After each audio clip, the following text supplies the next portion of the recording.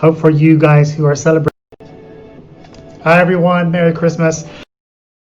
Hope for you guys who are celebrating Christmas that you're having a good. I'm having a good time. I celebrated with my family, and at this moment, just ready for you guys to join the live stream. I'm gonna wait for a few. Been going on in the crypto markets about BTC, which is topping 24.5K at the moment, and my dear colleague Lena is going to give away some red packets, so make sure you stay tuned to get some of that sweet GT. Hi Lena. Yay, I got one viewer. That's Lena, the colleague. All right, let me check it out. Let me see. Bitcoin at the moment, 24.5K. That's super exciting news, right? It's super exciting because we're heading into the weekend, and generally, like in the weekends, the crypto markets, they cool off a little bit. They retrace a little bit, and they take a little bit of a deep dive, and not much happens. Not much is going on. You don't see much action. If anything, you see things go sideways or down.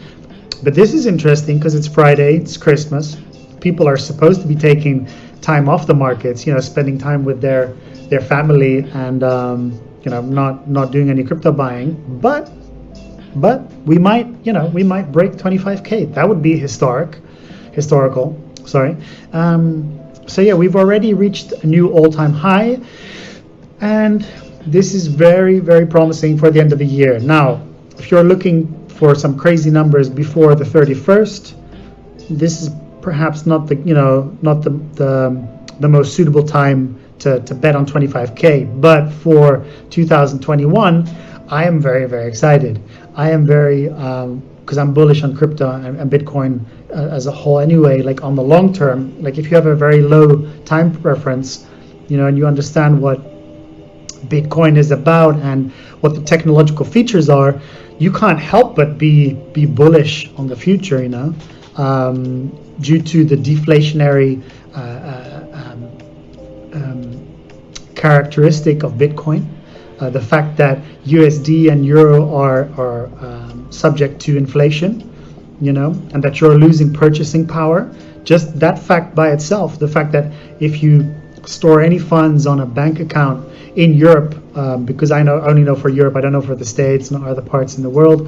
If you store your assets there, hi Lolo, you're gonna pay interest instead of make interest. Like back in the day, I was watching the show with Plan B today with a Dutch blogger, a girl called Madelon Vos, and he was talking about back in the day, if you had like 1 million guilders, euros, doesn't matter, and there was like a 5% interest. That's 50K in a year. If you can live kind of frugal, you would have been able to just put that money aside, and not do anything else, not do much else, and get like a 50K return. I'm not talking about tax, but you get a 50K net return on your funds. Now anything above 100K and above 250K, you have to pay. So no one's incentivized to put fiat on their bank account. If anything, they're incentivized to put their fiat into BTC, right? For the thing I just mentioned, USD and Euro are inflating, and BTC is deflationary by default. So that's probably one of the biggest items of this past week. That's probably the reason that Michael Saylor put an extra 650 million of convertible notes into Bitcoin. Now, some people may think, maybe you're going a bit over the top. You're beyond irresponsibly long, and you are at a place where you're just full out irresponsible. But okay, he's made some very clear and profitable decisions in the past.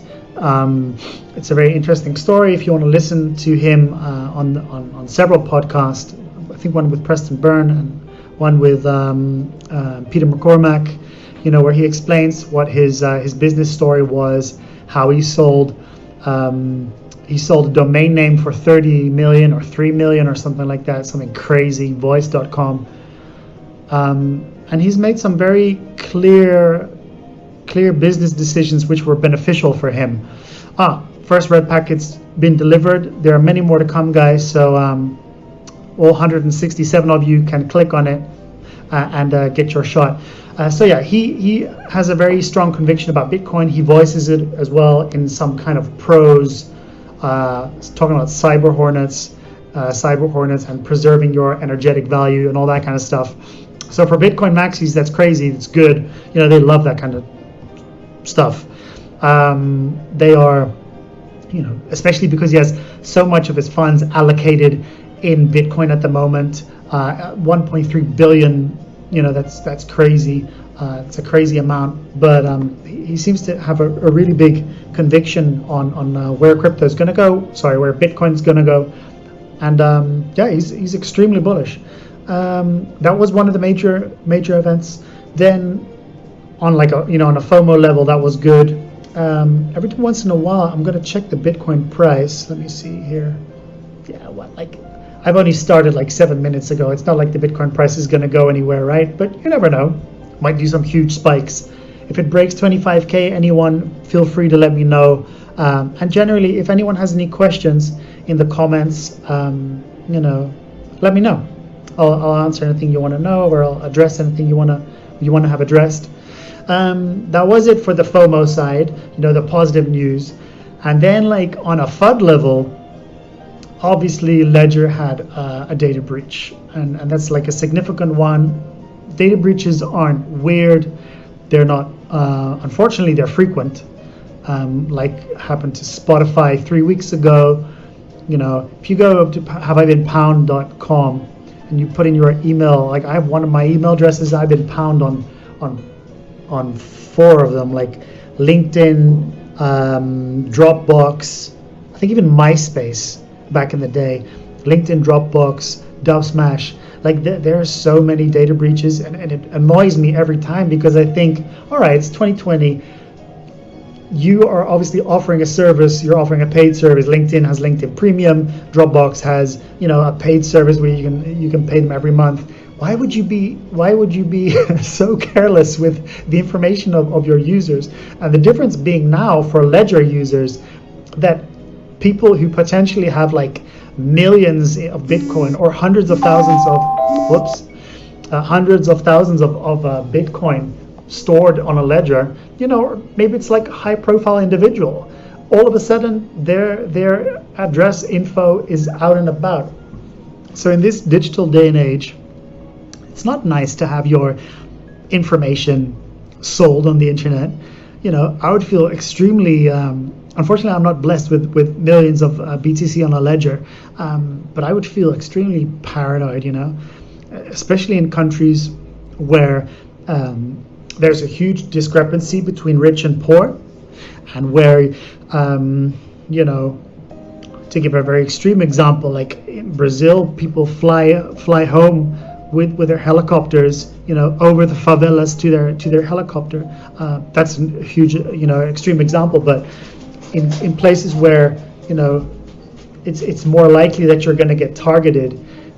Here in Greece, let's say you're a big Bitcoin holder, or you're a famous celebrity and you're a celebrity name and you're on the list of someone who's holding having a ledger. You're not going to get targeted, because people are generally, there's this niche community of people who know loads about Bitcoin and crypto, but there are also a lot of people who don't know about it, and the people who are incentivized to go around to your house and ransom, ask for a ransom, kidnap you. They have no idea what they're doing. But there are many countries where they are more tech savvy, and it might be, everything's about incentives, right? So if you're incentivized to pay a visit, to invest 5K in people and materials to drop by someone's house to kidnap them, that's not a unlikely scenario. That's why I never really understood local Bitcoin.com either, why people would feel comfortable meeting in real time. That's totally off topic, but it's interesting nonetheless, because I've never done that before. I've never gone with a paper wallet or met someone in person to exchange for cash, but I would not feel comfortable. I know from a friend who lives in Argentina that obviously there's a huge, probably bigger than the regular market, a huge black dollar market, black market for peso and dollar blue, and you just have, if you want to make a transaction with USD for pesos, you can just have all kinds of services. People drive up to your house, you get in the car, you swap the money, but that's normal there. But still, like you'd be a little bit more of a target in Argentina and Russia. You'd be a target even in Holland, because there are criminals they can get into the tech savvy stuff. I'm really babbling on about it, but what I'm trying to say is that it's a bad rep. It's a really bad rep for Ledger. The CEO went on to Peter McCormack's What Bitcoin Did podcast, and he explained about it, obviously there's no risk, because that's in the eye of the beholder, what your risk is. And he explained what happened. But yeah, it's not a good thing. Imagine now, someone read about Bitcoin in 2017, and then all of a sudden in 2020 now is thinking, oh, cool, yeah, I see it's taken off. I have some funds to allocate. Let me do it. And then there's like a hack here and a hack there, and then these people being kidnapped here. I mentioned kidnapped a lot, but because it's happened. There was a Russian guy who got kidnapped last year. I think he was murdered. That's a little macabre topic for Christmas. I'm very sorry, but what I mean is it's not a very straightforward industry to get into. It's like you're hiring the threshold by being lazy with the security of your servers. So definitely not a good development. FUD number 2 was also huge, and that's particularly bad news for XRP holders. Because XRP is going to get sued by the SEC. Now, it took a huge crash after that, but it bounced back, and it's climbing back up. Obviously, that's one side of the story. So people who believe in the fundamentals of XRP, as far as it has fundamentals, but people who are, convinced about the value proposition of XRP, obviously they're not going to sell very quickly. However, it instilled a lot of FUD. It pumped a lot of FUD into the market. People got scared, and it dumped. Let's see. Wow, these are red packets. They're just lying around. They're around for the taking. So enjoy it while it lasts. Let's see. What did it do? Let me get the chart. Wow. Okay. So it went from 26 cents, and then over the time span of a few days, right? Of a month, it went all the way up to 60 cents, and now it's crashed back down to 37, right? So, okay, these are swings, obviously, in anticipation of the market. So I'm a bit thirsty. When XRP, when the bull market started taking off recently, you started seeing these TikTok videos of investors, these young people getting into small alt cap, penny stocks, penny alts, and obviously it's not attractive to buy 25k worth of Bitcoin, because you think, oh my God, that's hugely expensive. You don't understand that it's divisible. You don't understand the value proposition. Oh, what's this? Market cap number 3. It's only 60 cents. Maybe that can become 24k. So all these people started, that's what I read. All these people started, buying into XRP, and the price pumped as well along with that, together with XLM. And then they got sued by the SEC, or they're getting the announcement. The other side of that coin is that Brad Garlinghouse, Merry Christmas, guys. Brad Garlinghouse, the CEO, mentioned that obviously they have a legal team, and they're going to counter the arguments, or they're going to, do whatever they can to get their, to keep the value proposition, to make sure that nothing's going to happen to them which can damage them, because obviously they feel that, there's a valid business model there. I'm not going to make any statements about what's good or bad about it, what's true or not. because obviously most important is, even if I was a big huge XRP bull or I was a huge XRP bear, it doesn't really matter. You got to do your own research anyway. That's the most important lesson to learn here. You got to do your own research. So make sure that you read up on it. Read up on people who are spreading rumors about FUD. Read up on people who are extremely bullish, and make your own choice. You know, diversify. Never put it all into one asset. That's a general thing. These are all very general notes, but I think it's valuable nonetheless, and I like to repeat them to myself. You know, sometimes don't kill your darlings. You know, kill your darlings. That's a bit of a weird expression, but it's from writing, and it's where you take your character or storyline or narrative, and you don't fall in love with what you created. And sometimes you got to chop away at your portfolio. In this case, you got to chop away at your story, you know, and cut things out. So stuff you fall in love with your own story, you got to edit. Stuff you fall in love with your portfolio, you got to be really, you know, smart about that. You got to be really, like, do a little bit of a helicopter view and look at yourself. Like, what am I invested in? What's happening at this moment? Is it a smart allocation? All right, I'm holding privacy coins. I'm holding XZC like FIRO instead of Monero. Is that a smart choice? What are the upside? What's the upside? What's the potential downside? Okay, Monero is making these 20% pumps. Is that because it's in the top 20 of the market cap? FIRO didn't do much, not much action. Is that because it's far away from the 100 place 100 in the market cap? These are all things, like, constant questions, constant research you got to do. It's weird. Like, there's so many red packets. Oh, what? No one's grabbing them? I think people are grabbing them. Let me just check 1 sec. Enjoy the lovely Christmas music. Complimentary gate.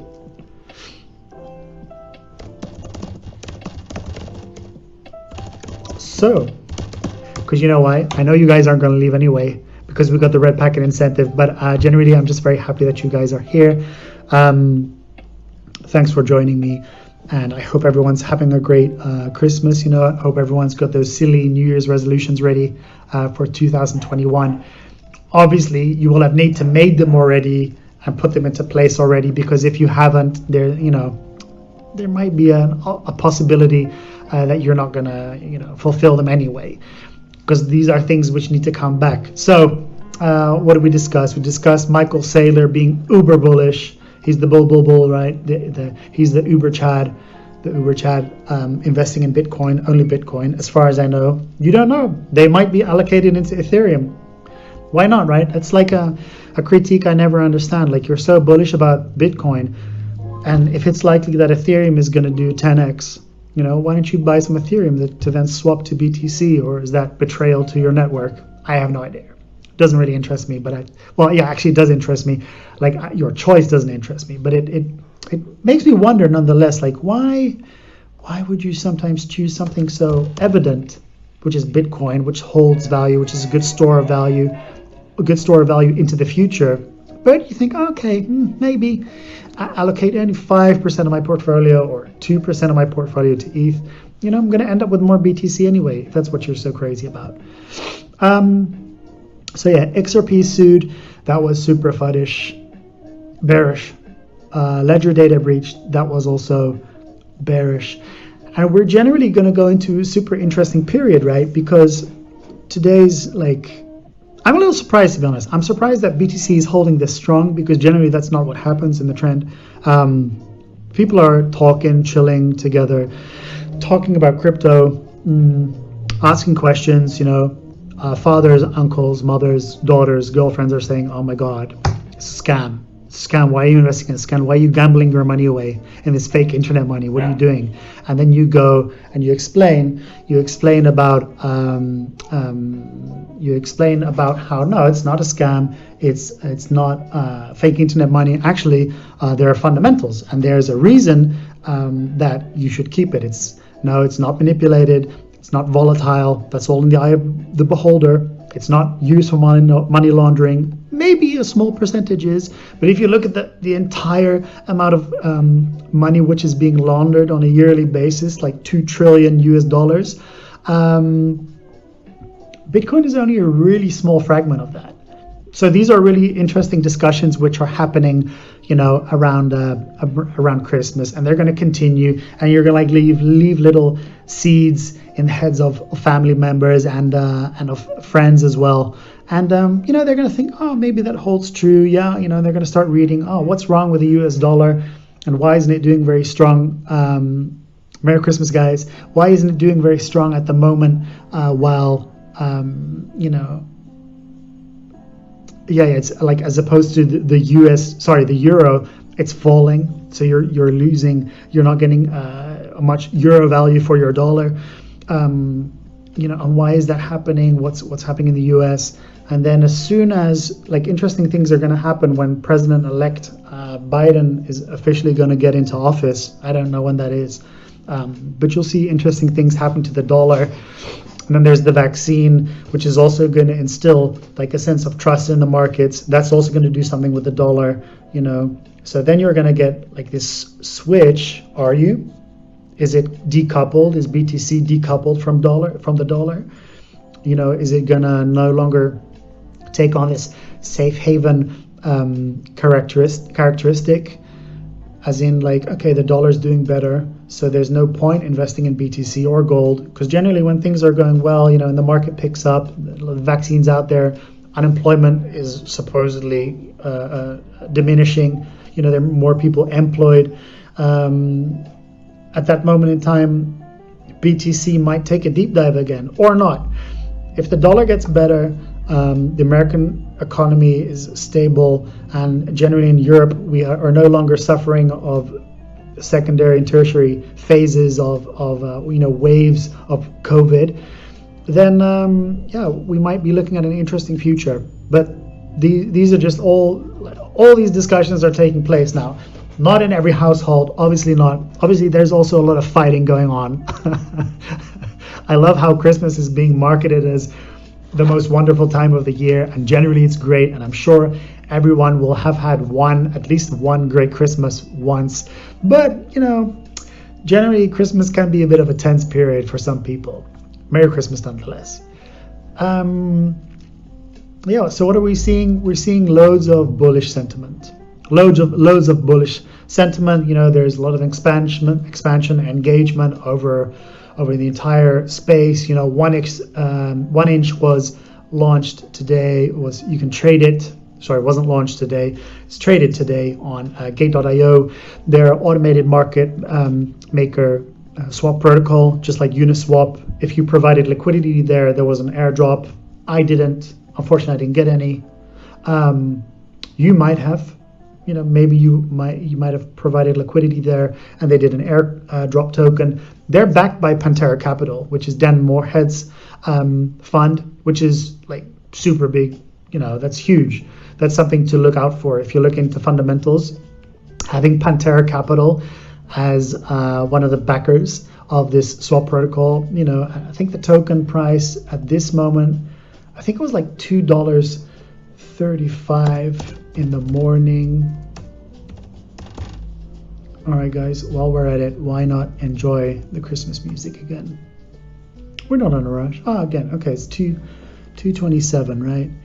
What are the swings it made? It was one this month. I wonder what the private sale, what was the seed sale? The seed sale of 1 inch, 1 inch. Sorry, I don't drink alcohol, so don't worry, I'm not slurring because I'm drunk. I'm just slurring because I'm multilingual. I speak a lot of languages. Seed sale, 1 inch exchange price. Let's see what that gives. That's always interesting, right? You think, oh wow, okay. They have a crazy supply, 1 billion or something. Raises 2.8 million in seed funding. All right, well, I can't find it at the minute, but that's something to, in the category, do your own research. Phone, stay there, yeah. In the category, do your own research. Always have a look at the seed sale price, who got in, when are the tokens being released, who's dumping, and when are they doing it.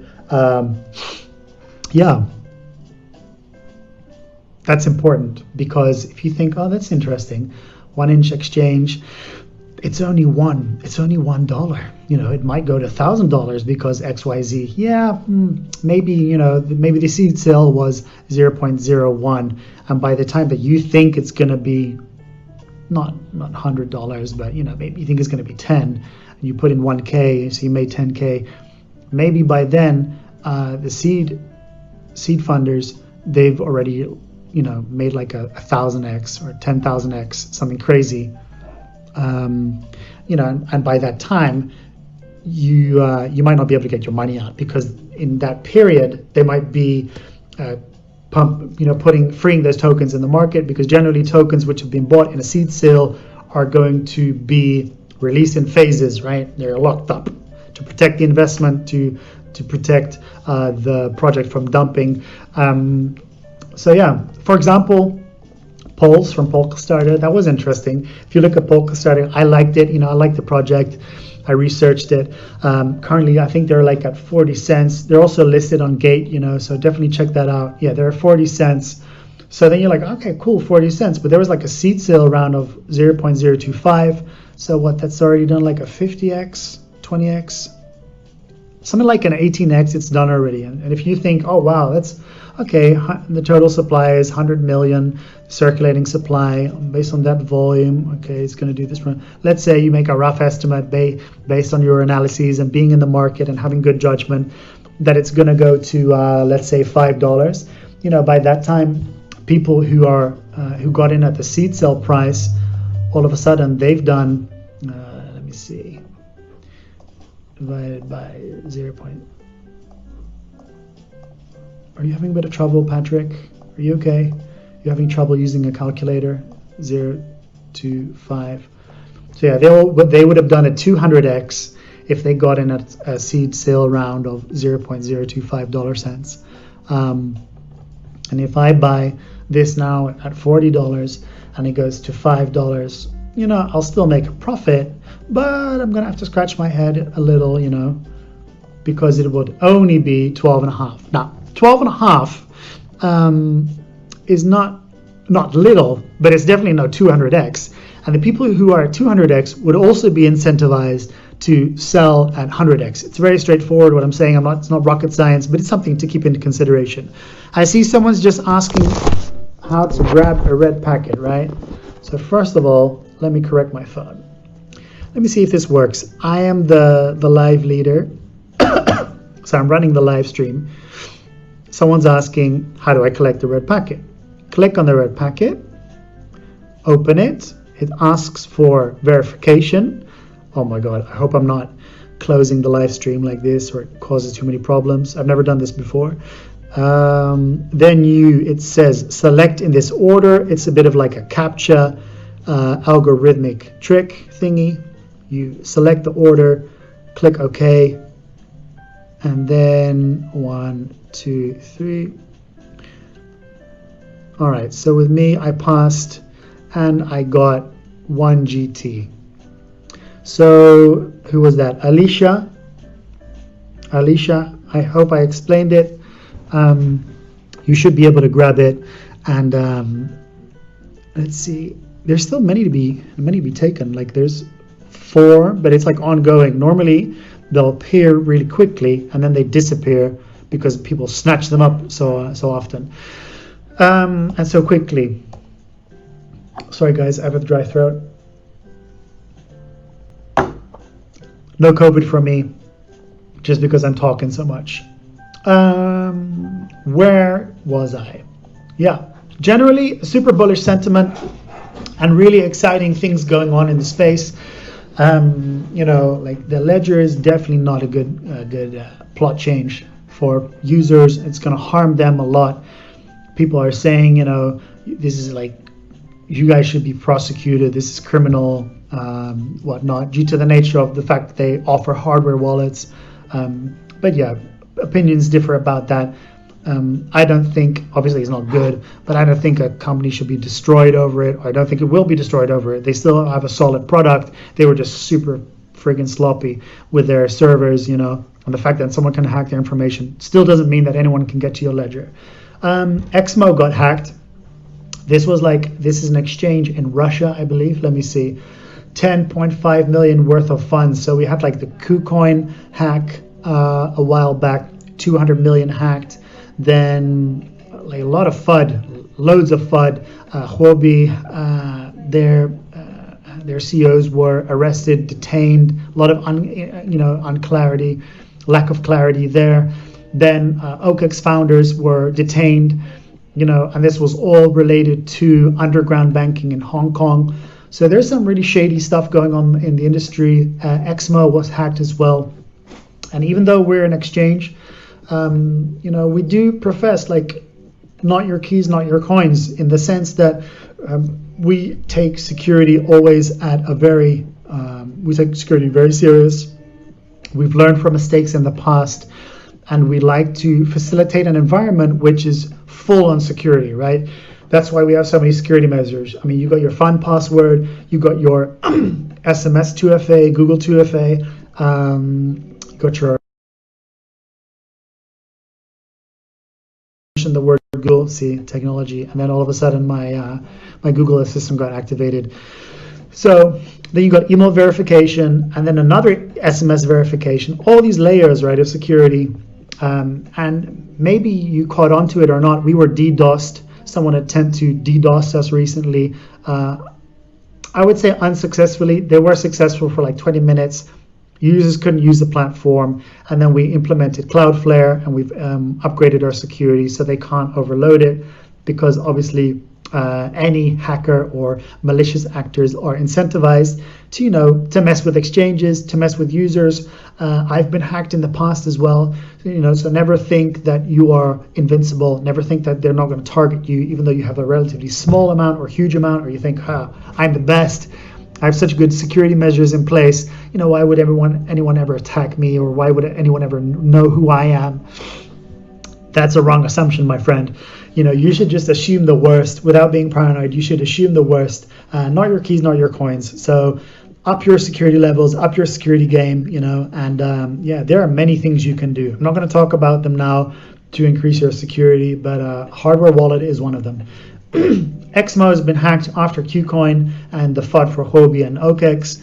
10.5 million worth of funds hacked.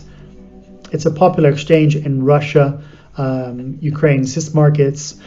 According to the block, they lost 10.5 million, suffered a hack. Hacker withdrawn about 5% of XMO's assets of their hot wallets, right?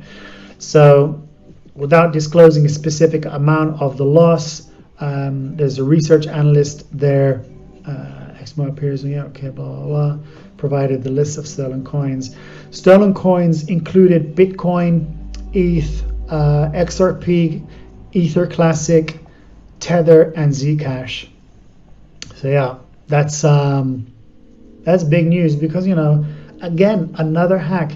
It's kind of like, I don't think you should be able to compare it, because if you're with banks have their level of FUD too, right?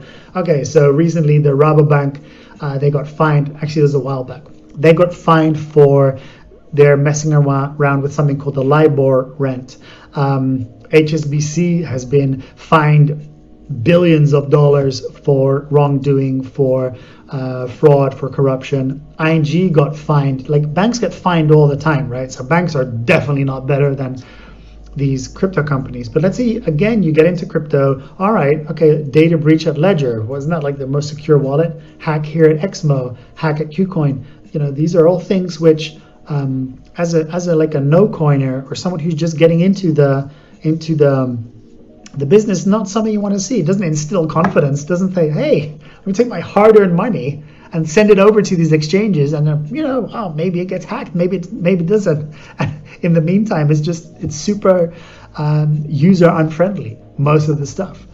I really love user friendliness. Generally, like as a copywriter and as a marketer, I really love and with age, I'm like an old dude, right? So with age, you learn that simplicity is key, and if you keep things simple, that's the most clear and concise form of communication.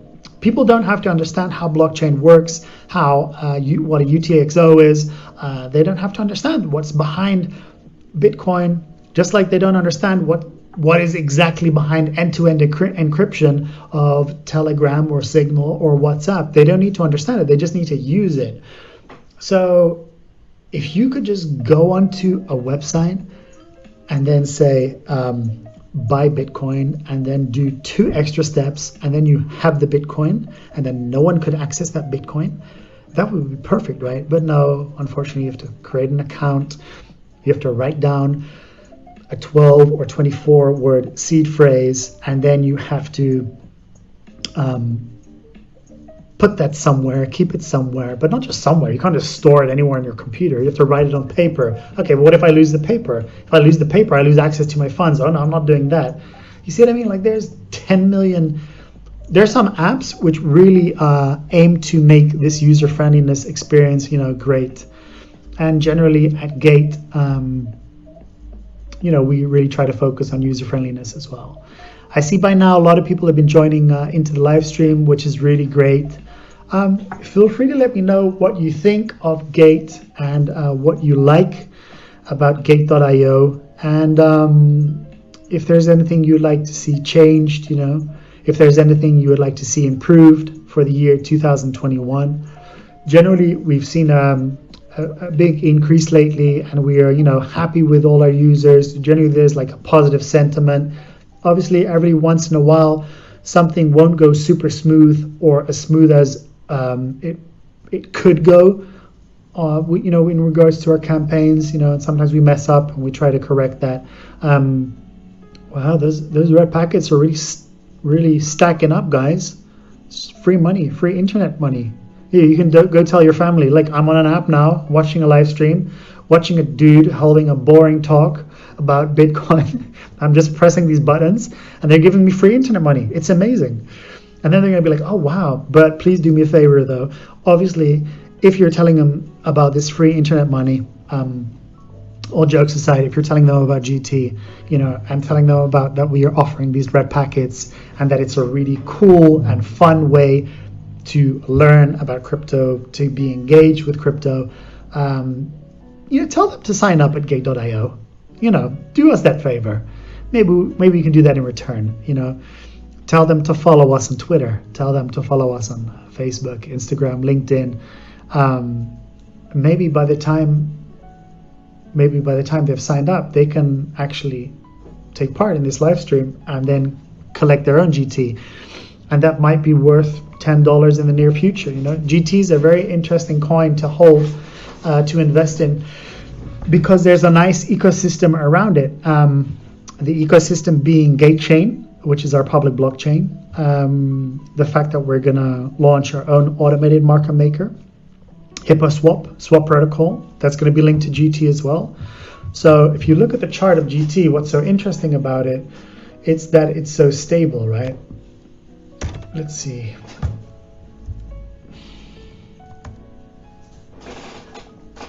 I'm going to take a break from talking. I've been talking like 40 minutes straight. I'm starting to get dizzy. In a good dizzy. Like, I'm not going to pass out. But you guys are here anyway. You guys are getting those sweet red packets. So in the meantime, like, if you look at the chart, I think at an all-time high of like 90 cents in August of 2019, dipped down to 34, and ever since it's been super stable. Like, it's been going sideways over the past 1.5 years. That's a very good sign, because for one, the volume on the past 24 hours has been 20 million, right? Which is a super solid volume. Like a 20 million 20 million USDT worth of volume in 24 hours is super solid. We have a market cap of 31 million, so there's plenty of room to grow. There are 300 million GT tokens. And it's super interesting to take part in this, if you, in this system, in this ecosystem. What? There's also a last round, which as soon as you say so. Sure. So yeah, like, if you think, look at how long Gate.io has been around, and the fact that we have, been been doing really well, and we're focused on security. We're scoring high on the trust metrics. We're scoring high on real liquidity, on real volume. No wash trading, no spoof trading. That's proven, by the way. We have hired an external third party to audit our funds. You can audit your own BTC reserves. We've done like gazillion things to prove that we are a legit exchange, and I'd really love to see that, that we're just doing really well, and that the users are seeing that we are a legit exchange as well, and we're getting a lot of new user signups, so we're happy about that. A lot of new exciting stuff, which is going to happen in 2021. Like our team is expanding very quickly. We've got a new community manager who is, maybe he's watching, but I don't know if he is or not. Probably not. Like, I've been talking 40 minutes. I'm not sure if I'd be watching myself for 40 minutes, but he's going to start Monday, which is really exciting. And we're going to have our Hippo swap protocol. We're going to do loads of, great stuff. If you are ever interested in working for Gate, have a look at the roles we have online, either on LinkedIn or angel.co or cryptocurrency.jobs. It's an amazing place to work. It's international, people from all over Europe, from Latin America, from Spain from CIS markets, from Russia. We have a Russian community manager as well. And, we work together really, really greatly with the Chinese team. It's generally a super enjoyable place to work. I enjoy it a lot. That's why I'm working with Christmas.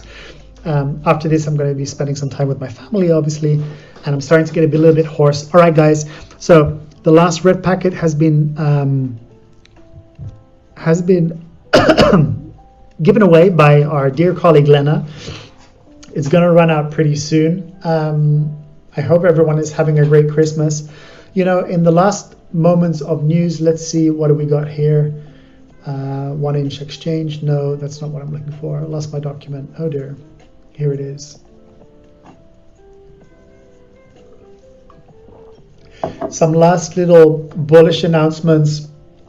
Wirex has been granted the ability to issue Visa accounts, which is huge for them after the US launch. So they're going to get bigger. Merry Christmas, Lucky Lolo. Italian banks are doing experiments with digital euros. Pay close attention.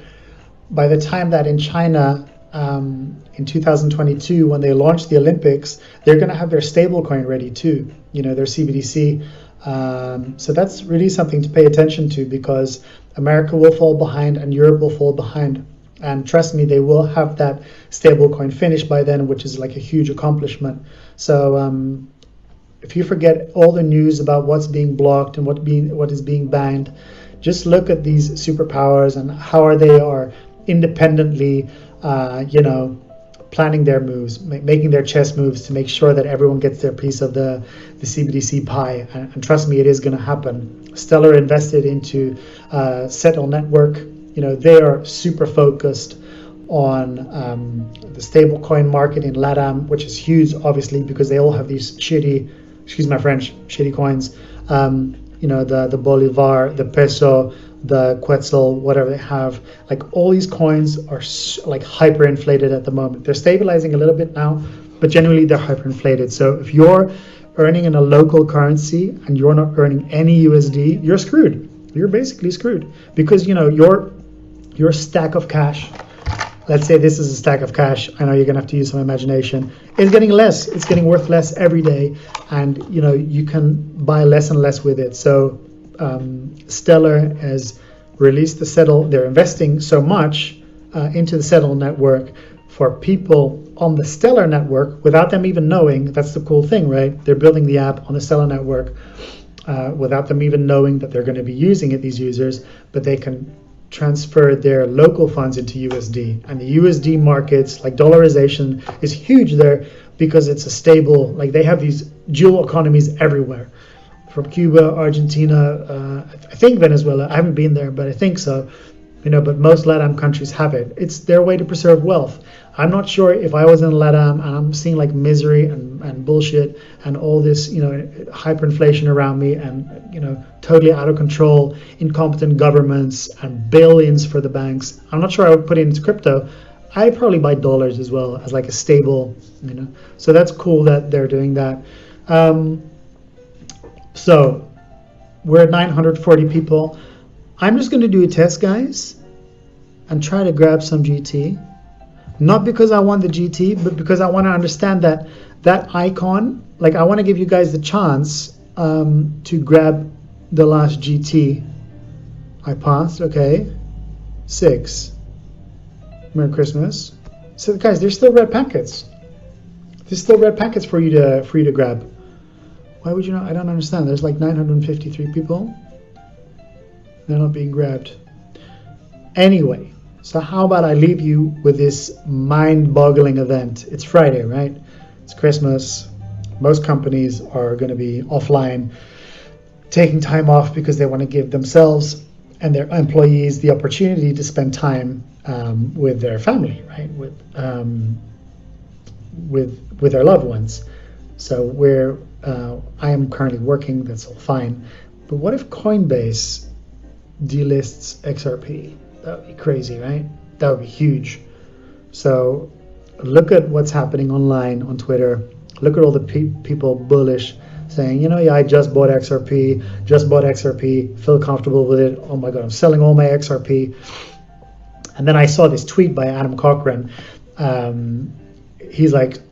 He published this yesterday. Sources suggesting that Coinbase has already had discussions with the council about the delisting of XRP. It seems 2 potential plans are forming. One, which puts the delisting on Friday, unclear which Coinbase products it will impact, but mostly Coinbase Pro, right? Wow. All right, guys, I'm going to leave you like a few seconds because I like round numbers. When you buy like 987 of a certain token, and then, thank you, Lena. That's very sweet. You have a great Christmas as well. I know you guys don't really celebrate there, but happy holidays anyway. I'm going to return their wishes with the Lunar New Year at the end of January.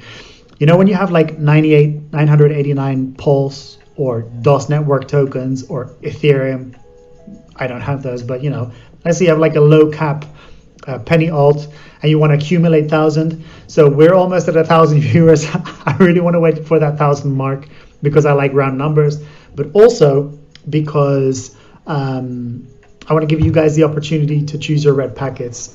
I'm going to wait a few seconds more. I'm going to write to my dear colleague. I'm surprised they haven't been taken, the red packets, by now. How about I do a countdown? Remember, guys, do your own research. Have a great Christmas for those celebrating. All right, cool. We hit 1,000. I'm going to leave it at that. Now's your last chance to choose a red packet if you want to. And I hope everyone has great holidays. And the next live stream will be on Monday with me again. Won't be this long. Won't be with red packets either. But I hope you're going to join me. And hope everyone has a great weekend. For those who don't celebrate Christmas, have a great weekend. And what else? Do your own research. Watch out for your security. Don't believe the scammers. Don't believe the shills too much either. Do lots of reading. Maybe tune out of the markets. Maybe relax a little bit. But whatever you do, if you guys have any questions, you can reach out to me at any time zone. At Patrick Velleman. That's my Twitter DM. And preferably use that one. But if you want to reach out over LinkedIn or any other medium, you can do so yourself. Great. I see people are choosing. Great. Now I'm getting all these notifications. People are now getting the red packets. All right, done. No more GT. We've given it all away. That's really awesome. I want to thank my dear colleague, Lena, who's now in China, and it's super late over there. So thank you so much, and bye-bye.